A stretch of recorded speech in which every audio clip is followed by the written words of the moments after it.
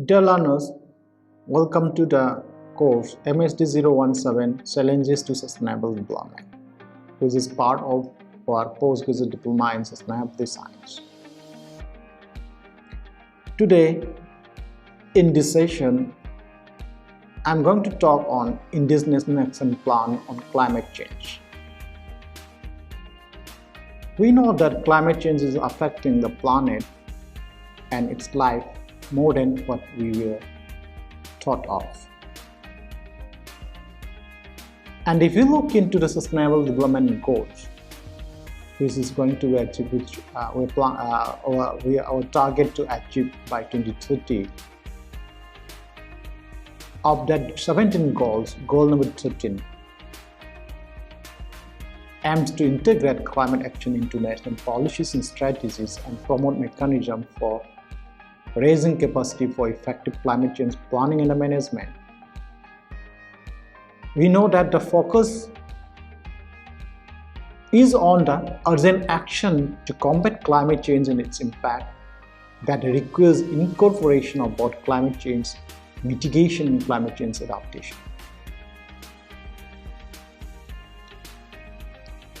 In this direction, what our country India is and of what our responsibility, what kind of responsibility we are taking to mitigate and for mitigation and adaptation of climate change. India, you know, we have vast geographic diversity, significant number of climate regimes, and regional local weather conditions are diverse in nature. And this is one of the reasons the country is highly vulnerable to climate change and its related risks. And it's also evidenced, especially during the last few years, in the forms of unexpected floods, droughts, tsunamis, and cyclones. And moreover, we know that the impact of this climate change have highly vulnerable to our agricultural economies, including, when we have intense heat wave, floods, drought, water stress, and because of that, there will be reduction in food production that has direct impact on the agricultural based economy in our country. So we need a comprehensive strategy to combat the effects of climate change in all its dimensions. Of that, some of the important to cope up and mitigate and adapt to climate changes, adopting green technologies if you're looking from the technological point of view. So for adopting green technology, we need to promote the use of a clean and modern source of energy. We need to advocate for behavior change, for sustainable use of resources. And in this direction, India has adopted a wide range of initiatives at national as well as international level, which can be looked into four important strategies.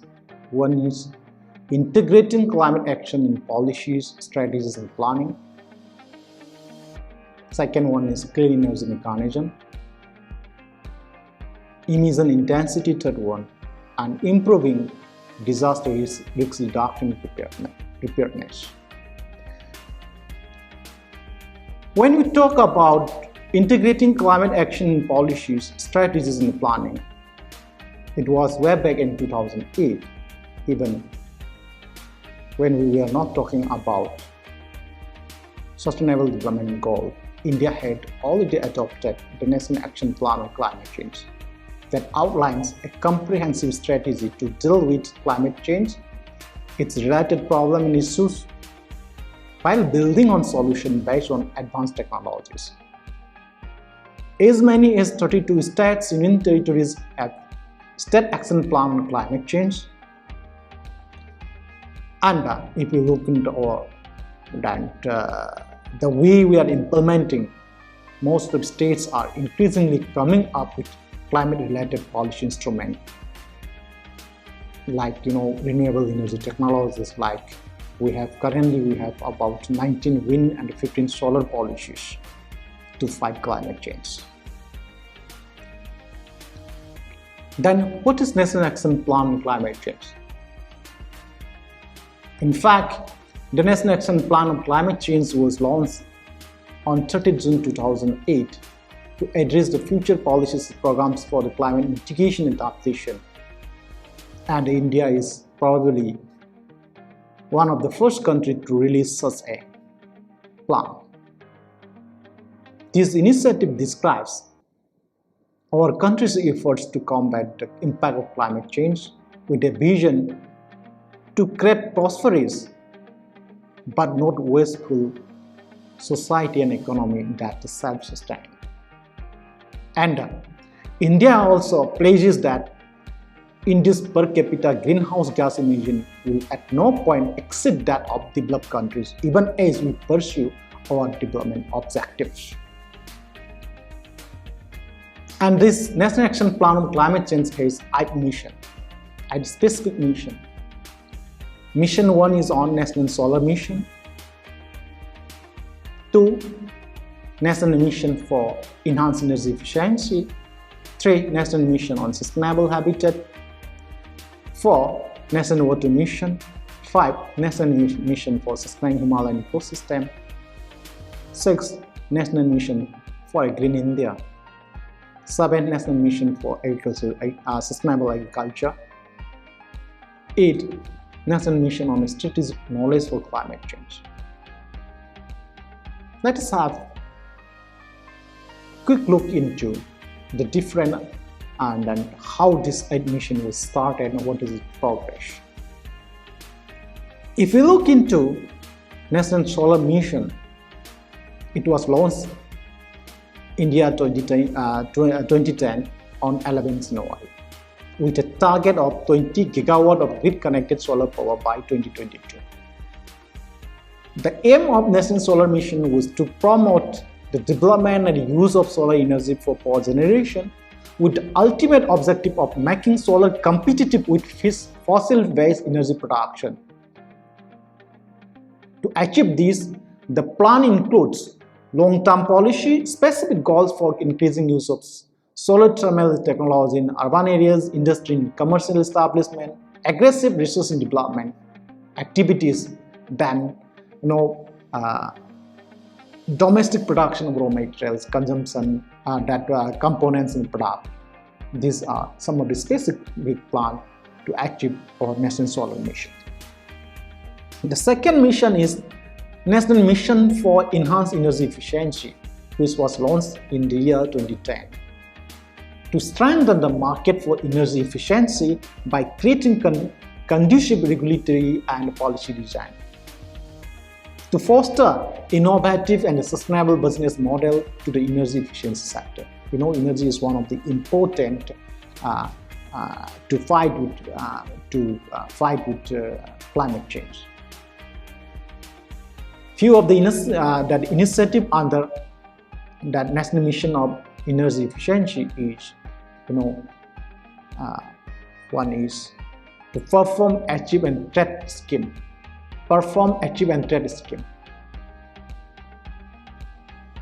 This perform and trade scheme was implemented as a mechanism to accelerate implementation of a cost-effective improvement in energy efficiency in large intensive industries. And second initiative is market transformation for energy efficiency. To accelerate the shift to energy efficient appliances in specific application, innovative measures to make the product more affordable.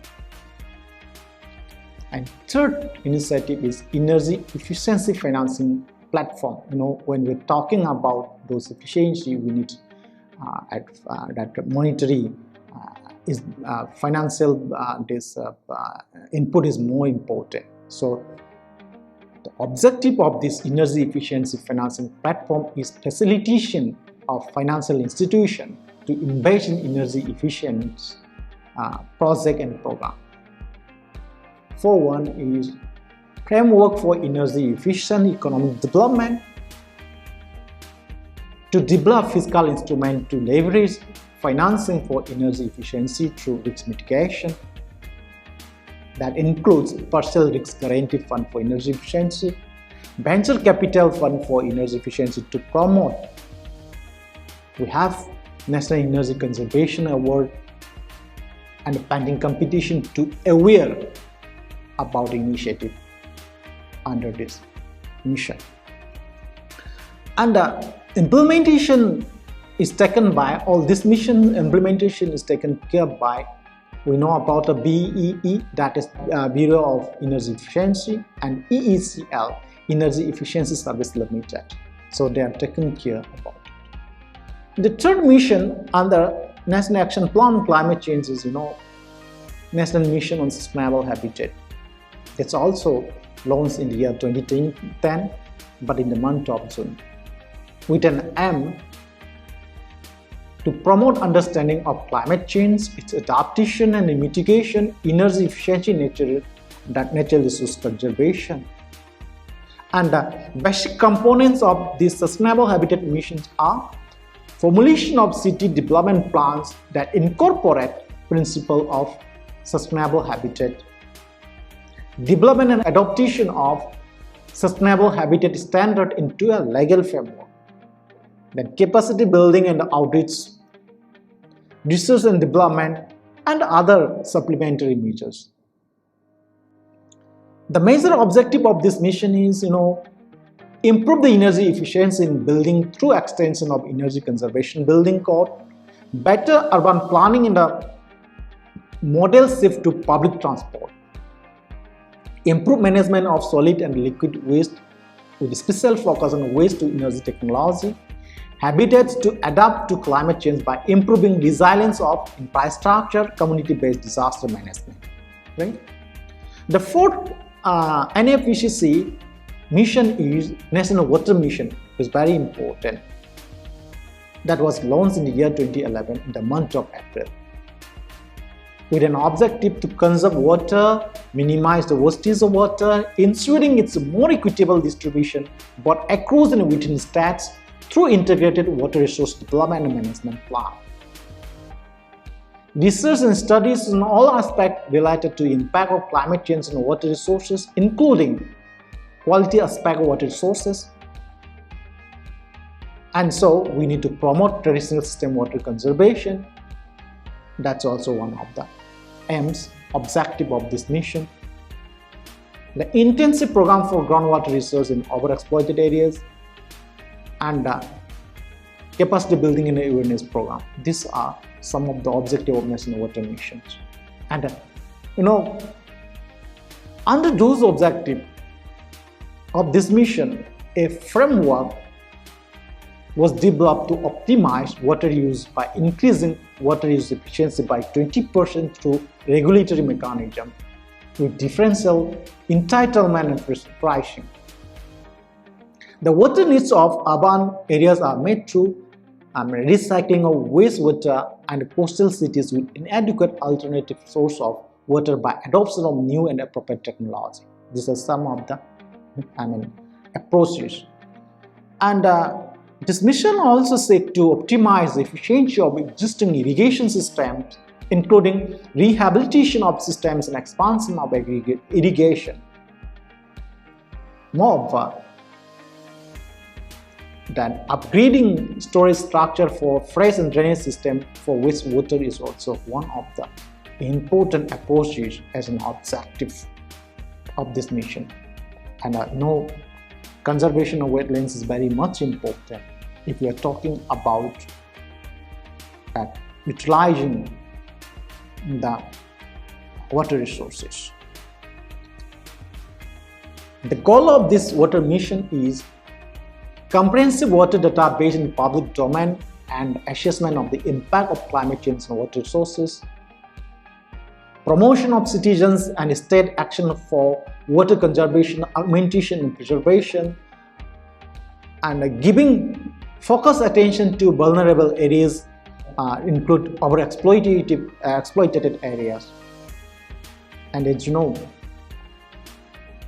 increase of efficiency by 20% and the promotion of basin level integrated water resource management. The fifth mission, which is very important, is National Mission for Sustaining the Himalayan Ecosystem, with the primary objective of the mission to build science technology capacity to address the sustenance of Himalayan ecosystem. We know the importance of Himalayan ecosystem to this, especially in this climate of in this subcontinent. To achieve this objective of this mission to building science and technology capacity, the mission aims to understand the complex process affecting Himalayan ecosystem and evolve suitable management and policy measures for sustaining and safeguarding the Himalayan ecosystem, regular assessment of the health and status of the Himalayan ecosystem for policy formulation function, and then to assess states in the Himalayan region, Indian Himalayan region, for implementation of actions for selected sustainable development program policies. And the basic approaches of this mission are networking, strengthening capacity building of institutions and civil organization in this Indian Himalayan region, interlink the resources of institutions and task forces, and form thematic networks, position a national system for ecosystem health assessment and reporting, develop a self-learning system for ecosystem response, and of course, which is very important, is linking and working with all the state of Indian Himalayan regions.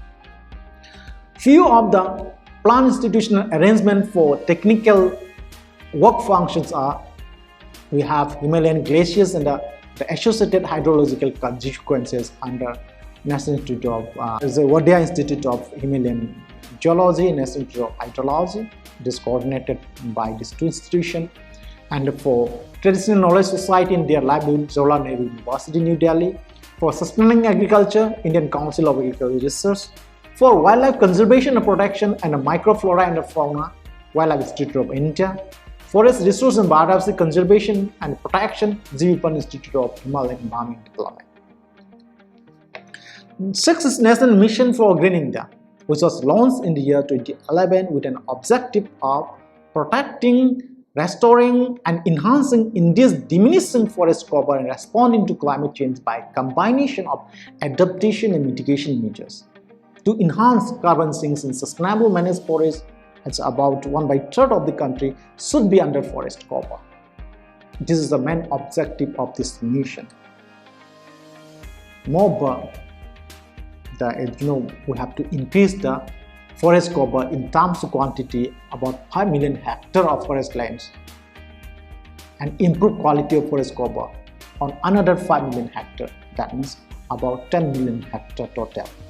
Then to improve ecosystem services like biodiversity, hydrological service, and carbon sequestration. Increase forest-based livelihood income for 3 million forest-based families. That is directly related to improving their livelihood. Enhance annual carbon dioxide sequestration of 50-60 million by the year 2020. This was the main objective of when it was launched. Then seventh mission is National Mission for Sustainable Agriculture, launched in the month of September 2010 with the aim of the mission where transform agriculture into climate resilient production system, grow an ecologically sustainable agriculture production, ensure food security and equitable access to food resources, enhance livelihood opportunities, and contribute to economic stability at the national level. Thrust areas under National Mission of Sustainable Agriculture are dryland agriculture, access to information, biotechnology, risk management related to agriculture. And strategies of this mission is promotion of integrated farming system that cover crops, livestock and fishery, plantation and pasture-based composite farming for enhancing the livelihood opportunity. Need to, another strategy is popularizing resource conservation technologies and introducing practices that will support mitigation efforts in times of extreme climatic conditions. Effective management of available water resources and enhancing water use efficiency through application of technologies needs to be promoted, and this is one of the strategies of this mission. Then need for increasing improved agronomic practices for higher farm productivity, improved soil treatment, increased water holding capacity is also one of the strategies of this mission. And the creation of database and soil resource through land use survey, soil profile studies, etc., involving different institution, professional organization. The IT's last mission is National Mission on Strategic Knowledge on Climate Change, with the primary objective of the mission to build national science technology capacity in climate change research to develop a strategic knowledge system. In order to achieve this, the mission seeks to build a vibrant, dynamic knowledge system in climate change, to create institutional capacity for research infrastructure, and it seeks to build knowledge and research network, develop national capacity for modeling the regional impact on climate change. These are some of the approaches we follow. Major program and projects under this mission are: we have 12 Center of Excellence, 20 major research and development, more than 20 research development program, and 25 state climate change centers, 7 national network program, 7 human capacity building program at Global Technology Watch Group, and even the government of India giving about 6 fellowship under Indo-US at Fulbright column doctoral and postdoctoral fellowship related to climate change. Indo-German research collaboration is also there under this NMS cases. And we have different components like climate change, human health, climate modeling, climate change and human health, climate change, coastal vulnerability, urban climate, aerosol. Based on these areas, this mission has National Knowledge Network Program under this mission. And next is, if you look into India's strategy, the second one is clean energy. With a target of 175 gigawatt of renewable energy generation capacity by 2022, that's from 100 gigawatt from solar, 60 gigawatt from wind, and 10 gigawatt from biomass, and 5 gigawatt from small hydropower has been set, which is recently it has been increased to 228 gigawatt. In addition to our specific National Action Plan, mission of National Action Plan on climate change, under these strategies of clean energy, that is our target. Then we have National Clean Energy Fund that helps to finance and promote clean energy initiative along with the allocation of resources for clean energy research. We have Pradhan Mantri Ujjwala Yojana, LPG connection, especially in rural areas, to achieve this clean energy. Then the third is, we are trying to decrease the emission intensity, and in this direction we have the National Electricity Policy that was finalized in 2018. And to decrease this emission intensity, our fossil fuel capacity is declined from 218 gigawatt, or say we can say that is about 67% of installed capacity in 2017 to 264 gigawatt, means 43% total installed capacity by 2027. And solar installed capacity in India has increased by about 12 times, from 2.63 gigawatt to 31.1 gigawatt between March 2014 and September 2019. So we are doing well. And the share of non-fossil fuel sources installed capacity of electricity generation is increased from 30.5% in March 2015 to 35.22% in September 2019. And we have supercritical thermal power units that have risen from 40 in 2015, about 27.48 gigawatt to 66 in 2018. And because of this increase, we are able to avoid emission amounting to 7 metric ton of carbon dioxide in 2016-17. So a total of 170 old thermal generation units having a higher heat rate and a cumulative capacity of 10.64 gigawatt have been retired, means closed till March 2018. So in this direction, what we are able to do is India has been able to bring the emission intensity of gross domestic, that GDP means gross domestic product, down by 21% below 2005 level by 2014. The central proportion in the same way when we are talking about air quality maintenance, that monitoring of air quality and water quality, we have Central Pollution Control Board. That's the Central Pollution Control Board in association with State Pollution Control Board or Pollution Committee that regularly monitor air quality across the country under our National Air Quality Monitoring Program. And we have in India, we have 680 monitoring stations that is located across the country in 300 cities and towns covering 29 states and 6 union territories. Then the last one, one of our strategies is improving disaster risk reduction preparedness. As we know that India's 85% of land mass is vulnerable to natural disaster, and which affect the poor disproportionately. So we have National Policy on Disaster Management 2019 and National Disaster Management Plan 2016 that focuses on disaster resilience and integrates that Sendai framework for disaster reduction, risk reduction, as well as the Sustainable Development Goals under the approach of improving disaster risk reduction and preparedness.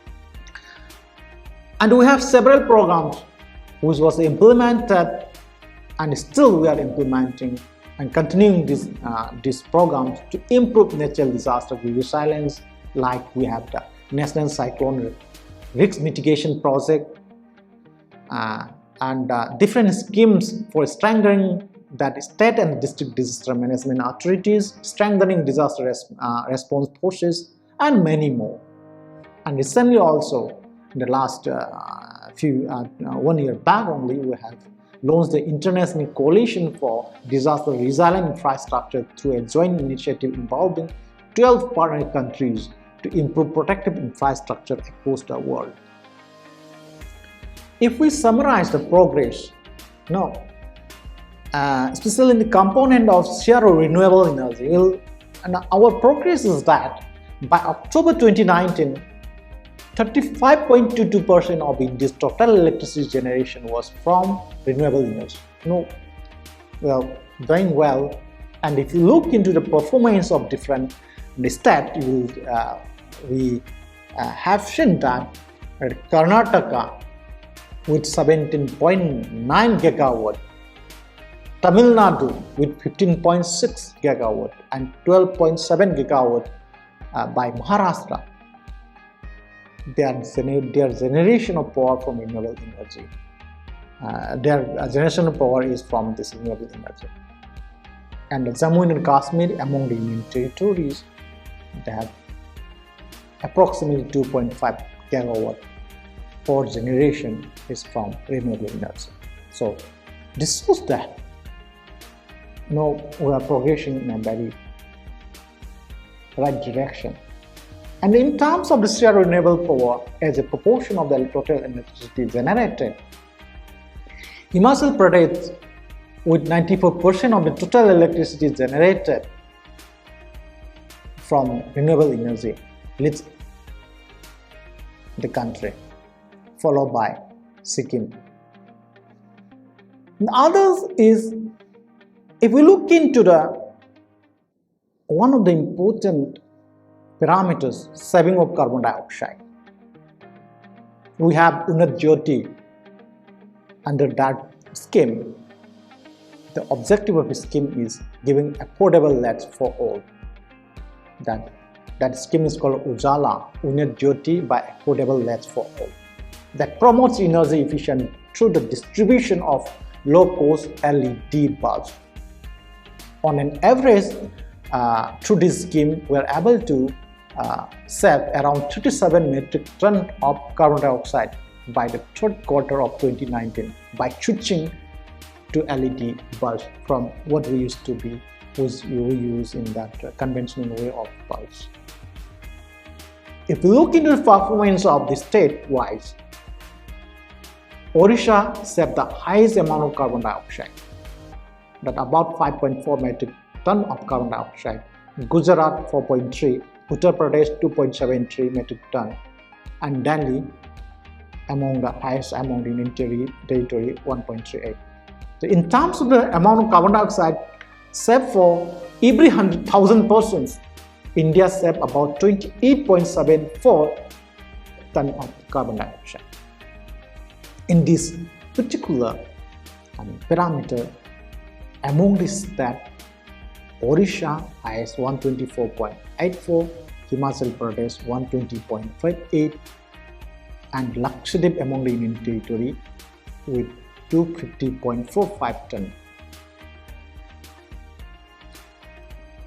And if you look into the share of solar energy, currently India has an installed grid connected solar energy capacity of 31.1 gigawatt, which is about 24.3% of total renewable energy basket. And among the states, Karnataka generates the maximum amount with 6.44 gigawatt, and among the Union Territory with 132 megawatt of grid interactive solar power, Delhi is the top. Then other like Puducherry, Daman and Diu, Dadra and Nagar Haveli, and Lakshadweep, they have, these states have 100% of their renewable power generated from solar energy. So among the states, that the share of solar power to the total renewable energy basket is highest in the Goa, that's around 98.96%. That's followed by Telangana, sub 55.73%, Rajasthan 39.92%. So overall, if you look into the Indian strategies to adapt climate change, here you will see we have National Action Plan of Climate Change, and at the same time we have preparation of that State Action Plan.